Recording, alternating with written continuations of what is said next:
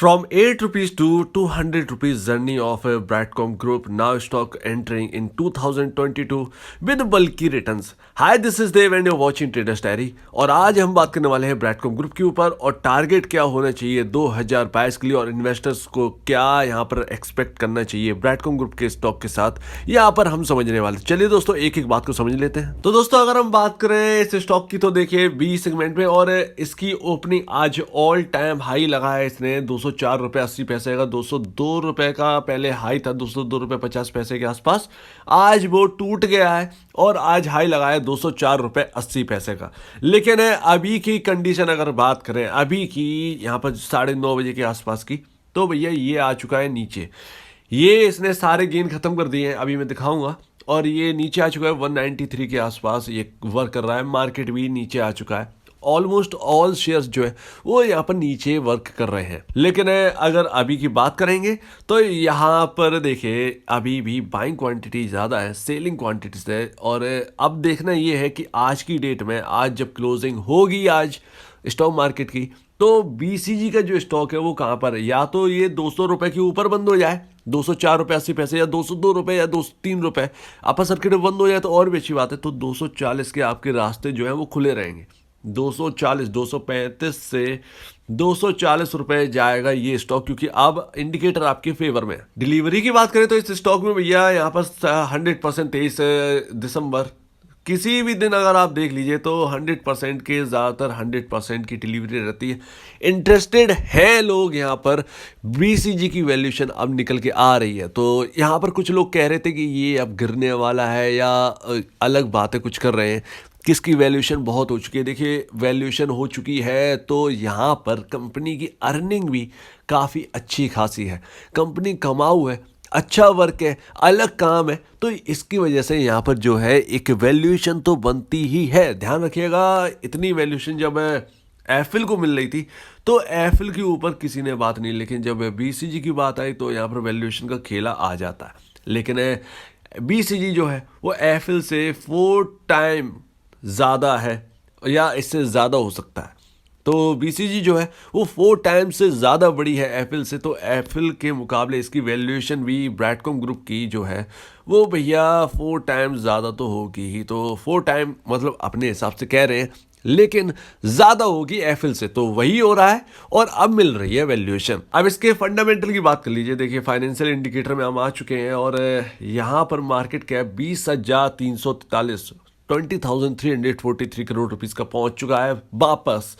Earning per share आपका वापस 5.72 है जो कि है ही। और Q3 के रिजल्ट में ध्यान रखिएगा ये बढ़ने की पूरी संभावना है, जैसे कि मैनेजमेंट ने अपना आउटलुक दिया था उस हिसाब से।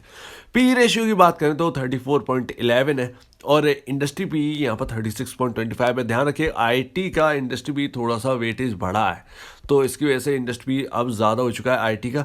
और 34.11 तो अभी भी हमारे पास 2 पॉइंट के आसपास अभी भी बाकी है।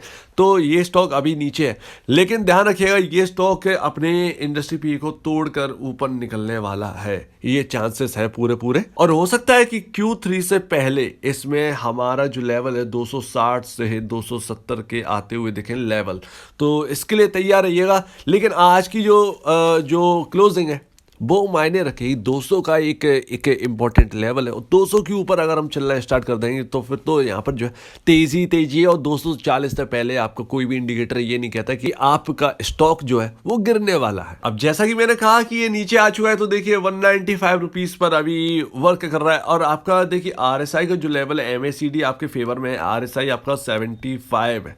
ध्यान रखिएगा 75 का RSI है तो RSI आपके फेवर में है।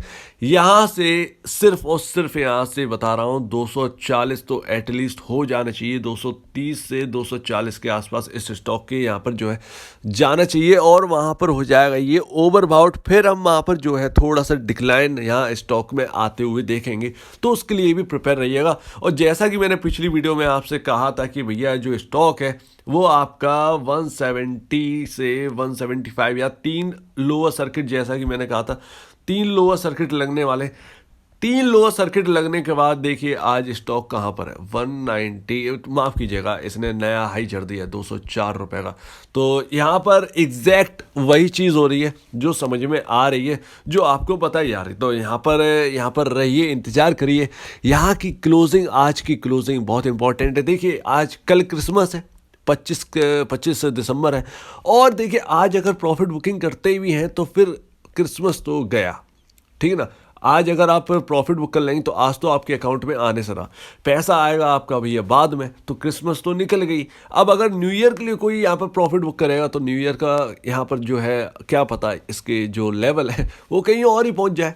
3-4 दिन में यहाँ पर जो है 4 दिन तो आपके पास बचेंगे ना इस साल के, है ना। यहाँ पर जो है आपका 25 को छुट्टी है, 26 को छुट्टी है, 27 को ओपन होगा, 27, 28, 29, 30, 31, 5 दिन के आसपास का टाइम है। तो 5 दिन में कुछ भी इस स्टॉक में फेरबदल हो सकता है, तो इस चीज़ के लिए ध्यान रखिएगा। बाकी स्टॉक देख लीजिएगा, लेकिन यहाँ पर जो है कम लगता है कि यहाँ पर शायद अभी जो निचले स्तरों से जो लिए हैं वो भैया बने रह सकते हैं। यहाँ पर मेरी बात को समझिएगा।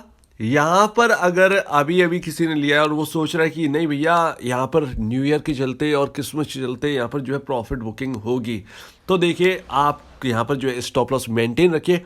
अभी हाल ही में मैंने देखा स्टॉक वापस 200 के ऊपर निकल चुका है, तो ध्यान रखिएगा। पुराने लोग होल्ड करिएगा, बिल्कुल भी यहाँ पर जो है होल्ड करने की सलाह रहेगी।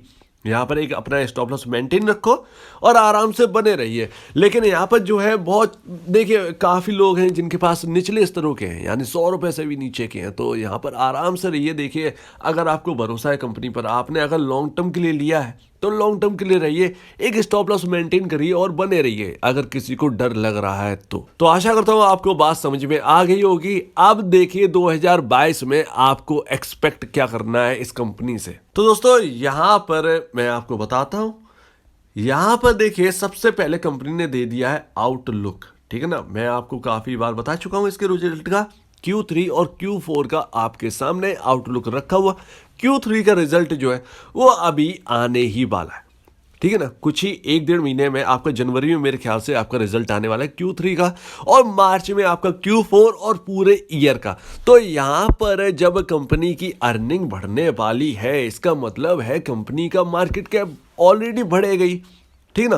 प्रॉफिट बढ़ने वाला है, अर्निंग बढ़ने वाली है पूरी तरह से, तो यहाँ पर अर्निंग पर शेयर भी बढ़ेगा। तो ये सब जब आंकड़े बढ़ेंगे तो आपका पी रेशियो नीचे आएगा, यानी कंपनी सस्ती होगी वैल्यूएशन के हिसाब से इंडस्ट्री के कंपैरिजन, तो आपके स्टॉक में और तेजी बनने की संभावना है। जी हाँ है। तो Q3 के रिजल्ट जरूर देखिएगा, उसके बाद जो है अपना डिसीजन लीजिएगा। ऐसा नहीं है कि आपने बस डाल के छोड़ दिए शेयर, ऐसा नहीं होता है। आपको हर पैमाने पर, हर फंडामेंटल पर नज़र रखनी होती है, बारीकी से नज़र रखनी होती है। आप डाल के छोड़ दीजिए कोई भी शेयर, लेकिन उसका 1 महीना 2 महीने में ब्यौरा जो है वो जरूरी होता है, जो कि अभी आपको लेना है अब Q3 के अंदर।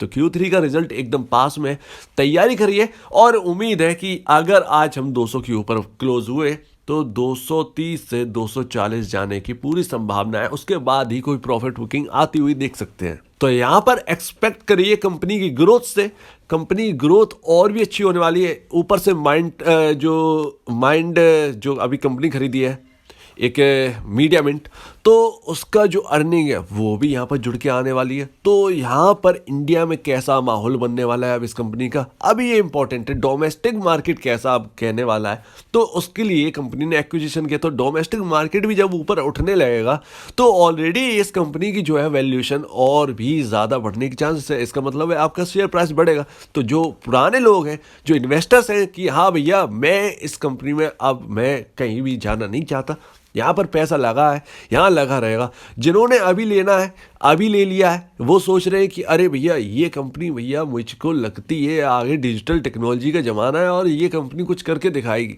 तो भैया आपके लिए ऐसा शेयर है। डर डर के काम नहीं होता है। आप देख ही रहे होंगे, आप कुछ लोग कह रहे होंगे कि भैया 8 रुपये से यहाँ पर आगे वैल्यूएशन बहुत रिच है, बहुत ये है वो है, और ये स्टॉक गिर सकता है।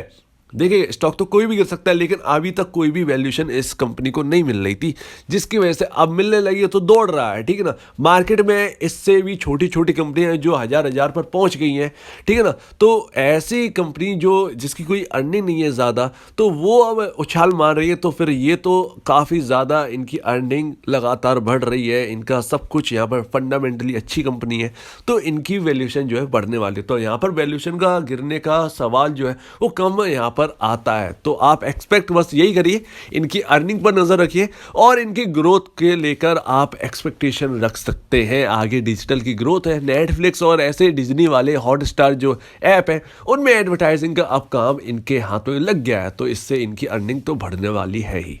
तो आशा करता हूं आप इनके सिर्फ और सिर्फ काम पर फोकस रखिए, काम से एक्सपेक्टेशन रखिए, और इनका काम जो है ग्रोथ होती जाएगी तो आपके स्टॉक का प्राइस भी जो है वो बढ़ता जाएगा, जिस तरीके से लोग जो है वो जान रहे हैं, समझ रहे हैं टेक क्या है। यूएस में ट्रेडेक्स नाम की कंपनी, उसे भी थोड़ा सा ट्रैक करते हैं, यहाँ पर मैं बताता रहता हूँ, आप भी जो है थोड़ा सा ट्रैक करके चलेंगे तो आपको ब्राइटकॉम ग्रुप के बारे में ज़्यादा पता चलेगा। तो आशा करता हूँ आपको पूरी बात समझ में आ गई होगी। 2022 में एंटर कर रहा है ये 200 के ऊपर, और उम्मीद है कि इसकी वैल्यूएशन लगातार ऐसे ही बढ़ती जाएगी जिस हिसाब से अर्निंग की ग्रोथ लग रही है। अगर आपको कोई भी दिक्कत है, कुछ पूछना है, कुछ बताना है, कुछ समझना है जो आपको समझ में ना आया तो प्लीज़ कमेंट सेक्शन में कहिए, और आप दीजिए मुझे इजाजत। वीडियो देखने के लिए बहुत बहुत धन्यवाद दोस्तों।